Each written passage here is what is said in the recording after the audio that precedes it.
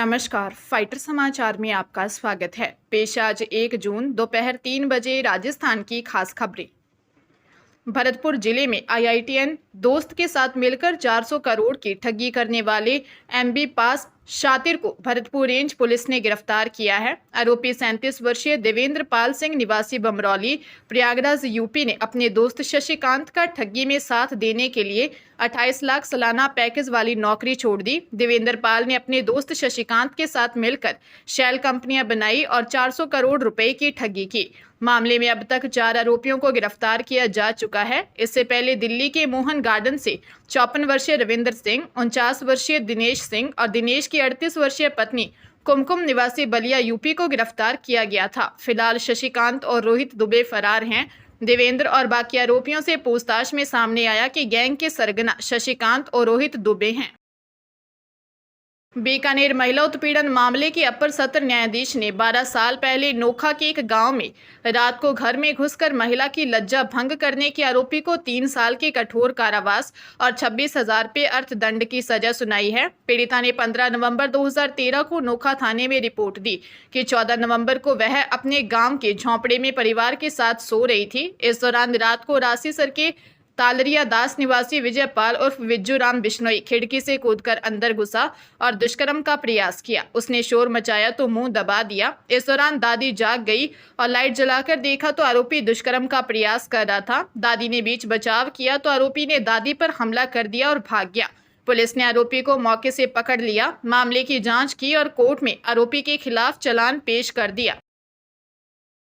पंजाब के जलंधर में विजिलेंस ने 30,000 रुपये की रिश्वत लेते एक एसआई को गिरफ्तार किया है। SI Sukhraj Singh commissionerate police में तैनात था। डीएसपी विजिलेंस सुखदेव सिंह ने बताया कि अजनाला की रेडीमेड कपड़े की दुकान चलाने वाले व्यक्ति ने शिकायत दी। उन्होंने कहा कि सुखराज सिंह ने नशा के केस में एक वाहन और 2 मोबाइल छोड़ने के लिए पैसों की मांग की थी। हालांकि चर्चा यह भी है कि मामला जम्मू का था और एसआई विभाग से कोई खर्चा न मिलने के कारण उक्त लोगों से खर्चा मांग रहा था।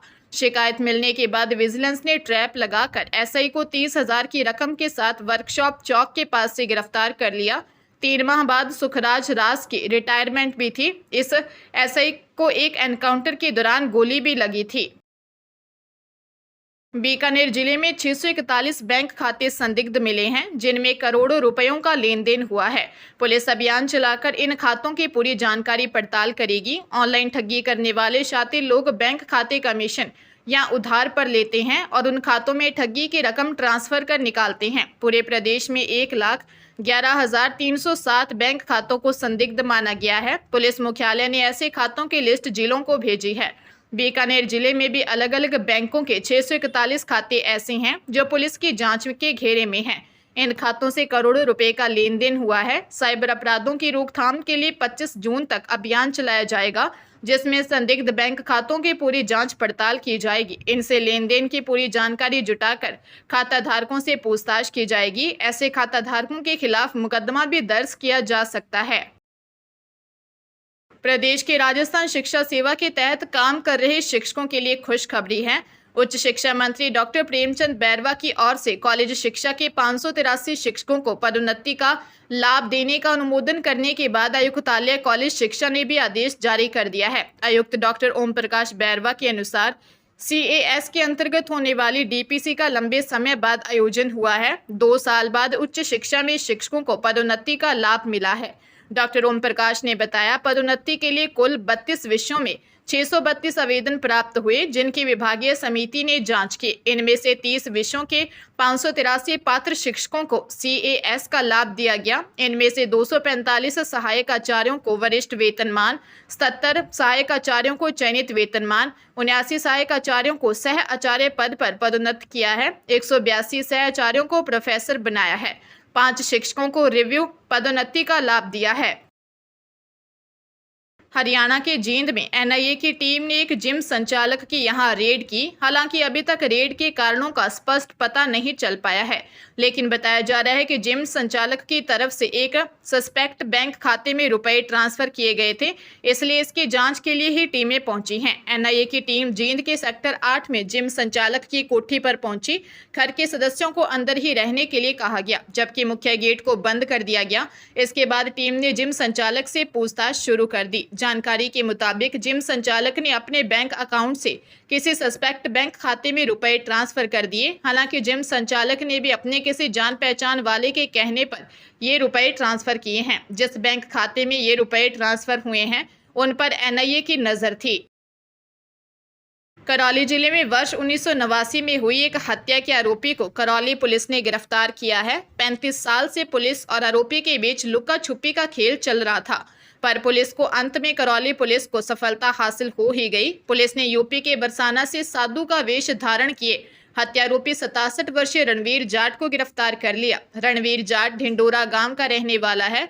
वह एक हत्या के केस में जमानत पर रिहा होने के बाद 1991 से फरार था। यूपी के बरसाना में वह संत रामकिशन दास जी की झूठी पहचान बनाकर रह रहा था। पुलिस ने बताया कि जमानत मिलने के कुछ समय बाद ही रणवीर जाट ने अपना रूप बदल लिया। साधु की तरह कपड़े पहन जीवन व्यतीत करने लगा। उसने गोवर्धन, बनारस, जूनागढ़, हिमाचल प्रदेश और हरियाणा में समय बिताया था। रणवीर जाट पर 22 मार्च 1989 को हत्या का मामला दर्ज किया गया था। अजमेर जिले में रात में घर में घुसे चोर ने सो रही महिला के गले से गहने छीनने की कोशिश की। महिला ने ज्वेलरी कसकर पकड़ ली। चोर ने महिला पर हमला किया और गहने लेकर भाग गया। चीख पुकार सुन जागे बेटे ने चोर का पीछा किया और उसे दबोच लिया। इतने में गांव वाले भी जुट गए और सभी ने चोर को बांधकर उसकी पिटाई कर दी। चोर ने गांव वालों को छोड़ने की एवज में 1 लाख का ऑफर भी दिया, लेकिन उसे पुलिस के हवाले कर दिया। घटना पीसांगन थाना इलाके के नागेलाव गांव में हुई। महिला तीजा देवी के बेटे और परिवार ने जिस चोर को पकड़ा, उसके खिलाफ चोरी, डकैती और लूटमार के 27 मुकदमे दर्ज हैं। एएसआई सुरेंद्र सिंह ने बताया कि पकड़ा गया आरोपी 35 वर्षीय देवीलाल जोगी भीलवाड़ा का रहने वाला है। देवीलाल आदतन अपराधी है। उसके खिलाफ अलग अलग थानों में 27 मुकदमे दर्ज हैं।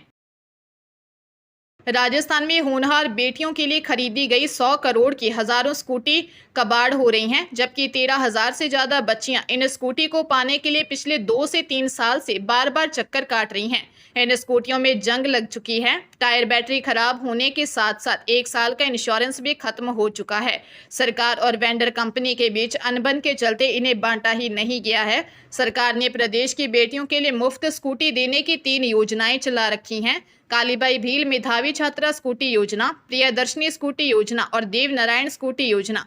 इस योजना के तहत 12वीं कक्षा में अच्छे अंक लाने वाली छात्राओं को स्कूटी दी जाती है। अधिकांश जिलों में 2 सालों की लगभग 13,000 से ज्यादा स्कूटी या तो कॉलेज परिसर में खड़ी कबाड़ हो रही हैं या फिर वेंडर के पास से आपूर्ति ही नहीं की गई है। उदयपुर की बडगाम थाना पुलिस ने मजदूर की हत्या के मामले में आरोपी को गिरफ्तार किया है। आरोपी और मृतक साथ में काम करते थे। किसी बात को लेकर दोनों के बीच झगड़ा हुआ था। इसके बाद आरोपी ने हत्या कर दी।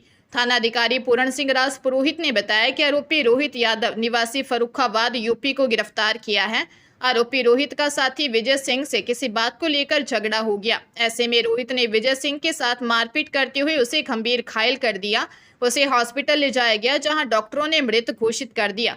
मामले में प्रार्थी मृतक के भतीजे मोनू ठाकुर ने रिपोर्ट दर्ज करवाई। पुलिस ने मामले में आरोपी रोहित यादव को गिरफ्तार किया है।